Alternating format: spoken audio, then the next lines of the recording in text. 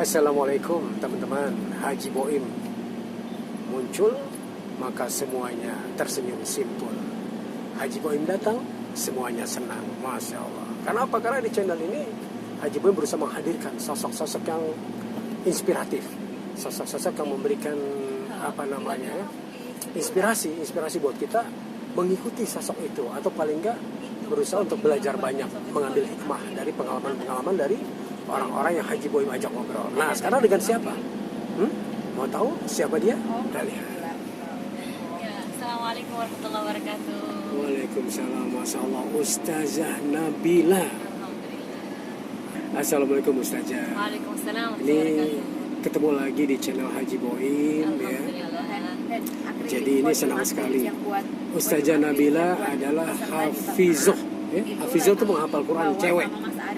Betul ya, kalau laki-laki hafiz Quran. Nah, jadi saya mau ngobrol-ngobrol lagi soal perkembangan anak-anak Indonesia yang sekarang ini semakin banyak yang senang menghafal Quran. Ya, gimana menurut pendapat Ustazah Nabila? Baik, bismillahirrahmanirrahim. Untuk perkembangan anak-anak Indonesia memang Masya Allah luar biasa. Setelah nonton khususnya acara program Hafiz Indonesia, jadi lebih semangat lagi untuk menghafal. Dan kalau kita lihat sekarang Masya Allah makin kecil makin banyak juga para penghafal Quran, dan ini sesuatu yang bagus karena ketika awal yang dikenali oleh anak-anak adalah Al-Quran, maka ilmu-ilmu yang lain itu insya Allah cepat akan meresap dalam pikiran mereka, cepat dipelajari, bisa menjadi juga anak-anak yang cerdas dan luar biasa. Iya, teman-teman, ini kebetulan di samping Ustazah Nabila ada sosok udah kelihatan ya, udah kelihatan. Namanya Aida ya. Aida ini dari Malang. Masya Allah, dari Malang. Dia sudah hafal 25 juz. Aida usianya berapa? 11 tahun. Ini sengaja saya suaranya kencang. Suaranya kecil. Ya, suara kecil, jadi saya ulang ya. Umurnya 11 tahun, sudah 25 juz dan dari kota Malang. Dan ternyata penghafal cilik ini menyebar dari seluruh Indonesia. Iya. Di tahun 2020 peserta dari mana aja nih Ustazah Nabila? Sebenarnya kota-kotanya saya nggak begitu tahu, hafal, soalnya di antara yang aneh-aneh Kolaka. Kolaka itu Sulawesi ya, dekat-dekat Kendari sana lagi kalau nggak salah. Terus ada dari Malinau, Masya Allah. Ada Goa. Dari ya, Goa. Ini bukan Goa ini ya yang ada di gunung-gunung ya. Nama daerah Goa. Terus ada dari Kutai kalau nggak salah. Kutai. Ada. Dan banyaklah nama daerah yang tidak pernah saya mendengar sebelumnya. Karena Masya Allah itu menunjukkan apa? Bahwa efek dari TV itu atau medsos itu sangat luar biasa. Ya, jadi misalnya walaupun ada yang bilang sebenarnya saya nggak ingin mendaftarkan anak saya, tapi ada orang lain yang daftarkan. Berarti walaupun orang tua sendiri nggak nonton, tapi ada yang lain yang menyemangatkan keluarga untuk men-syiar dengan Al-Quran. Iya. Ustazah Nabila, bagaimana sih sebetulnya kita sebagai orang tua ya, agar anak kita tuh suka baca Quran? Iya. Yang pertama adalah kita sebagai ada yang mengatakan ad-da'watu bil hal ablaghu min ad-da'wati bil maqal.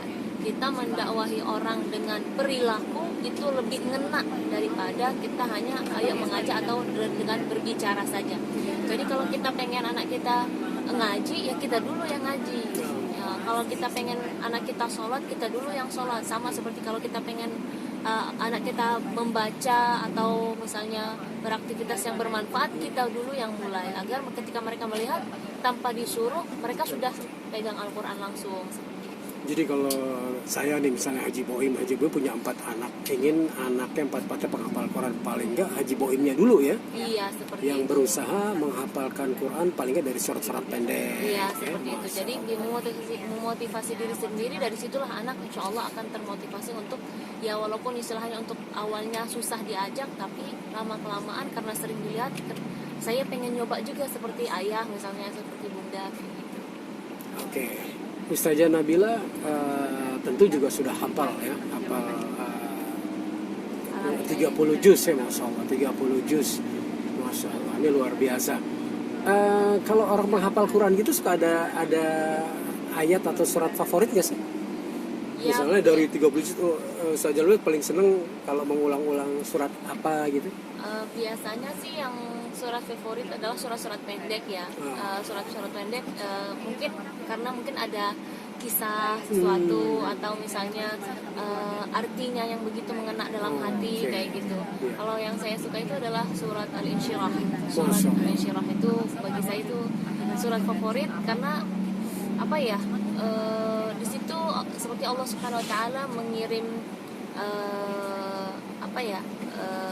mengirim kalau misalnya saya lagi susah, lagi banyak pikiran, di situ surat itu bisa memberi cahaya buat saya. Oh, jadi setiap surat tuh ada ininya ya, ada fadilah-fadilah tertentu ya? Bukan fadilah, tapi pesan-pesan. Pesan, oh iya, pesan.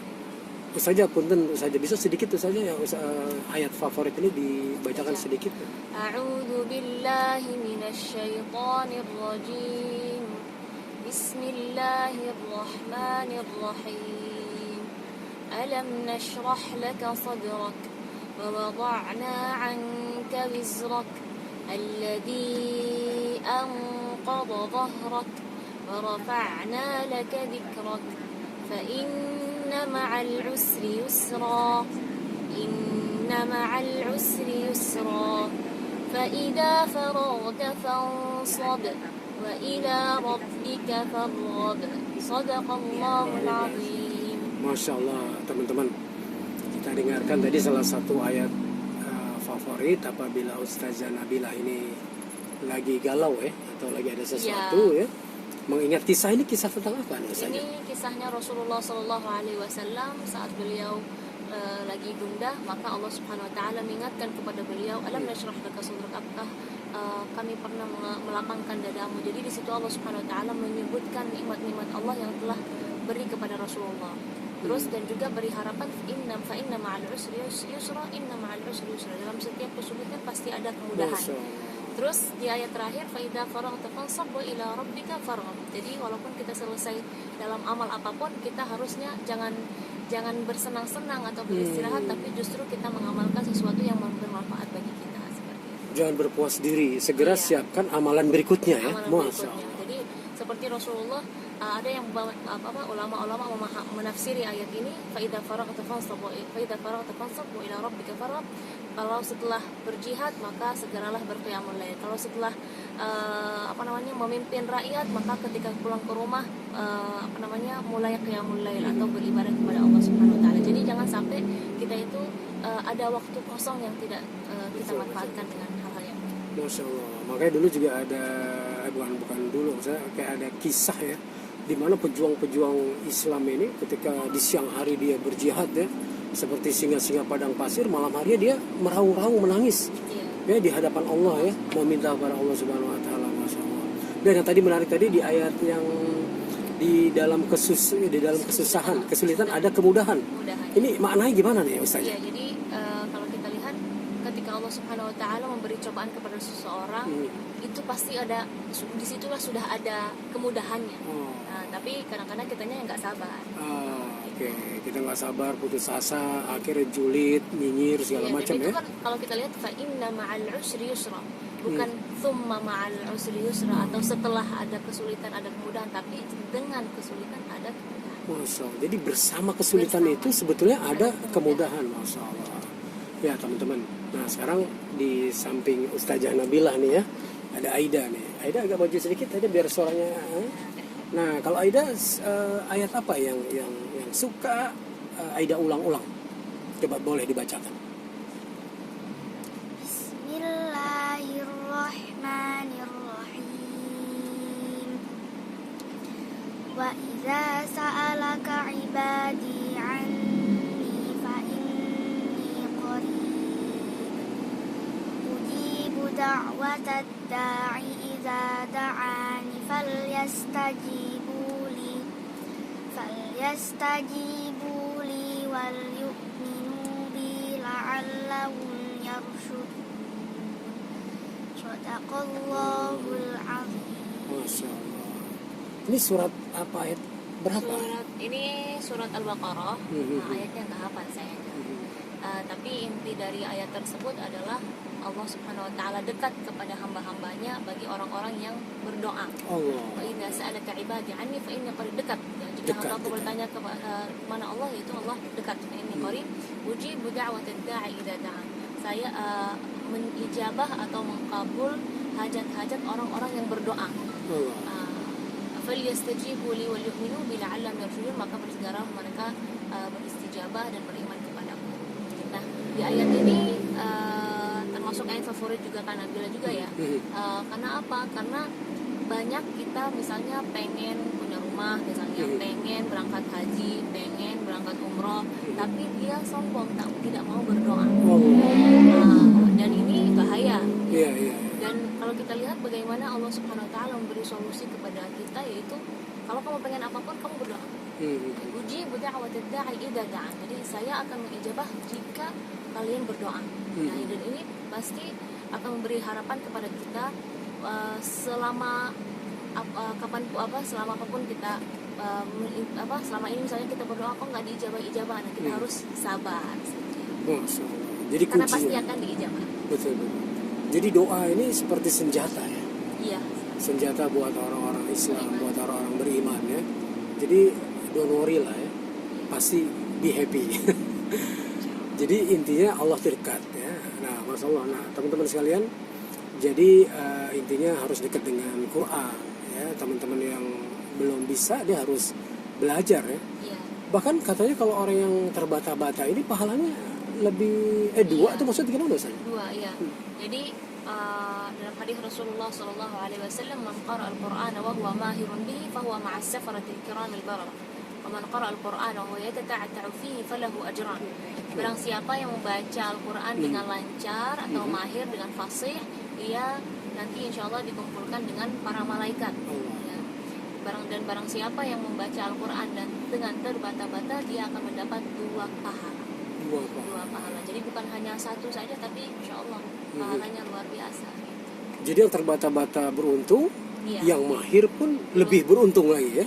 Masya Allah. Jadi teman-teman nggak ada ruginya sebetulnya, nggak ada ruginya. Dan katanya itu orang yang melangkahkan kakinya ke majelis ilmu, ke tempat majelis Quran itu, baru satu langkah itu dia digugurkan dosanya saja. Iya, seperti itu. Jadi memang dalam hadis Rasulullah SAW, barang siapa yang kakinya melangkah ke majelis ilmu itu akan menggugurkan dosa. Apalagi misalnya dia sudah duduk di situ dan istilahnya itu adalah taman surga, Raudhatun min Riyadhil Jannah. Nah, di antara manfaat kita hadir majelis itu, ketika kita bangun keluar itu insyaallah malaikat mengatakan kepada kita, qumu maghfurina lakum. Bangunlah dan dosa-dosa kalian sudah diampuni oleh Allah Subhanahu wa taala. Walaupun kita di situ majelis itu misalnya hanya duduk mendengar saja, atau misalnya kita tidak ngapa-ngapain, ketika kita sudah niat untuk hadir, insya Allah kita dapat kebaikan itu. Masya Allah. Jadi inilah keuntungan dari sering-sering hadir ke majelis ilmu ya. Selain kita dapat ilmu, ternyata juga dosa digugurkan. Kemudian kita kayak orang yang sudah berada di taman surga ya. Logikanya kalau taman surga sebentar lagi masuk ke surganya ya. Amin, insya Allah. Ya, jadi kalau di dunia biasa ke taman surganya, artinya kan nanti dia lebih mudah ya barangkali ya. Masya Allah. Nah teman-teman itulah ya teman-teman. Jadi ini di channel YouTube Haji Boim ya. Teman-teman ikutin terus, jangan lupa subscribe. Dan hari ini senang sekali Haji Boim diperkenankan kembali karena untuk ketemu dengan Ustazah Nabila ini Masya Allah ya. Dari tahun ke tahun. Ini kemudian juga ada Aida dari Malang ya. Ini Hafiz Indonesia 2000. Juara pertama 2017. 2018 Masya Allah, juara pertama. Masya Allah ya. Aida ini diajar oleh siapa sehingga bisa menjadi hafizah? Oleh orang tua, oleh ustaz, atau dua-duanya? Diajar sama ustaz dan juga sama orang tuanya ya. Oke teman-teman, jadi Aida barangkali jadi contoh juga buat kita supaya bisa menjadi seorang penghafal Quran. Usianya baru 11 tahun, 25 juz, juara 1 Hafiz Indonesia 2018 ya. Teman-teman terus subscribe, like channel Haji Boim. Haji Boim datang semua senang, Haji Boim muncul semua tersenyum simpul. Billahi taufiq wal hidayah. Wassalamualaikum warahmatullahi wabarakatuh.